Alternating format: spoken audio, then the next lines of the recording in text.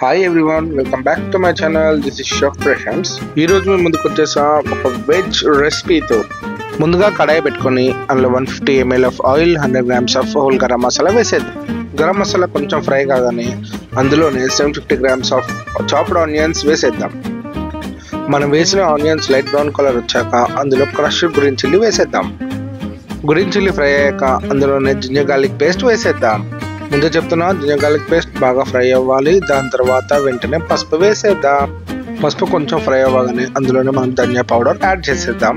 ధనియా powder fry అవ్వగానే అందులో మనం రెడ్ చిల్లీ పౌడర్ యాడ్ చేసేద్దాం. చిల్లీ పౌడర్ యాడ్ చేయగానే వెంటనే మనం టమాటా ప్యూరీ కూడా యాడ్ చేసేద్దాం. ఇప్పుడు ఒక 5 minutes మన గ్రేవీని చాలా బాగా బాయిల్ చేసేద్దాం. మన గ్రేవీ బాగా బాయిల్ అయ్యాక కొంచెం సాల్ట్ యాడ్ చేద్దాం. సాల్ట్ యాడ్ చేశాక వెంటనే కాజు పేస్ట్ని కూడా యాడ్ చేసేద్దాం.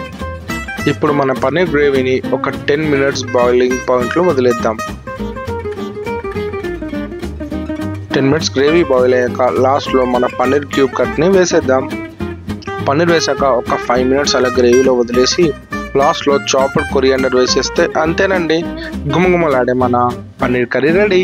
ఈ కర్రీ రోటీస్తో కానీ ఏ ఫ్లేవర్ రైస్తో కానీ తింటే అనాల్సిందే, అంత బాగుంటుంది. సో మీరు కూడా ట్రై చేయండి.